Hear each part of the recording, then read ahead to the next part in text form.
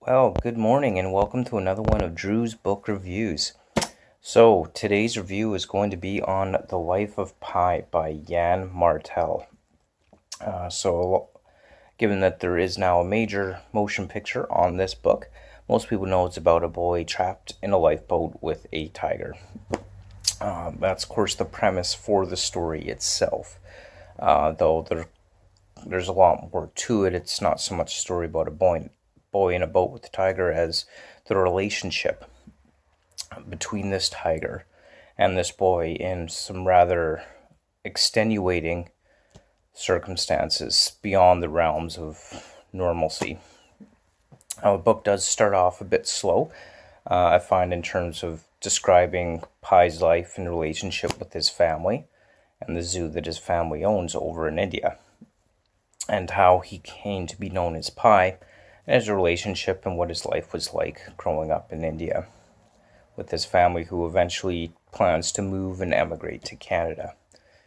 Before they get on the boat with their animals, who are also moving to Canada with them, some of them anyway, and eventually, of course, the boat sinks and Pi here is trapped in a boat with a Bengal tiger. But not just a Bengal tiger, there's also a zebra, a hyena, and an orangutan. Now that's the basic premise of the story, but what really makes the story interesting is the development of these characters, of both the animals as well as Pi himself. And it's a story of survival, really. So after the sinking of their ship, we have a wounded zebra with a broken leg. We've got a hyena who is actively trying to survive, as well as all the other animals. And of course, the hyena ends up eating the zebra eventually, as well as the orangutan, leaving the only ones left being Pi and this Bengal tiger. And it's really interesting to see how their relationship progresses, because obviously when it comes to necessity for food and life and survival, Pi would be, well, the next target, right? I mean, the tiger's going to want to eat him to survive.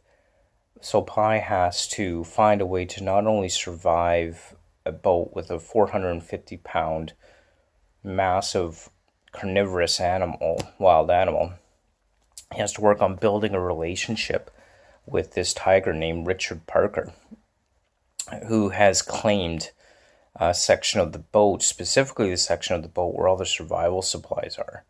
So he has to find a way to tame and calm this tiger so that he too can survive. And the development of the relationship and just the way it's written, and you really kind of get into the sense that they're forming this bond and this friendship, or the tiger even starts to recognize that he too is dependent upon Pi for his survival. And the way they communicate, and that way the Pi has to try and train this tiger so that he doesn't get eaten. And between that and learning how to distill and create fresh water and collect rainwater and fishing in the ocean, of course they can never get enough food from the ocean to satisfy the needs of this tiger. And so there's always that constant threat that the tiger will eventually turn around and eat him. So it's just really fascinating to see that development. And it really is a story of survival, a story of wit, a story of passion, a story of spirituality and the nature of life and existence.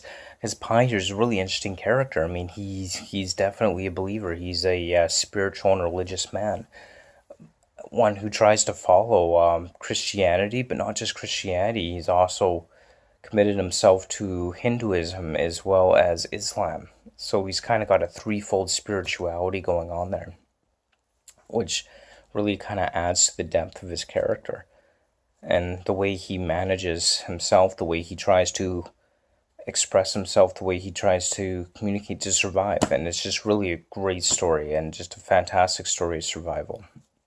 And I really love how Jan Martel here has managed to build the relationship between the tiger and Pi, their eventual survival and rescue. Just really is a fantastic read. I know I really, really super enjoyed this book, and I'm sure that you will as well. I would definitely recommend picking up, looking at it, and definitely well worth the read. So definitely check it out. If you get past the first part of the book, I think you could really get into it and really enjoy it and really love it. I would definitely put it up there as one of the best books that I've read, just because it has so much depth to it. There's more to it than just a tiger and a boy on a boat. There's the survival story at its finest. Definitely one of the best survival stories I've ever read, and absolutely would highly recommend this to everyone. So definitely check it out. It just really is a great book. Just read it. Read it. You got to check it out. Really good. And definitely check that out. So, and of course, up next, we've got The Fall of Shannara, the Black Elf Stone. So as I understand, this will be the last book in the Shannara series. So definitely stay tuned for that. Really look forward to reading this. I've always been a fan of Shannara, so definitely stay tuned to check that out. And again, thanks so much for watching. And don't forget to follow me on Twitter and Facebook. Links will be in the description below. And thank you so much for watching, and I hope you're having a great day. And thanks again for checking out another one of Drew's book reviews. You have yourself a great day.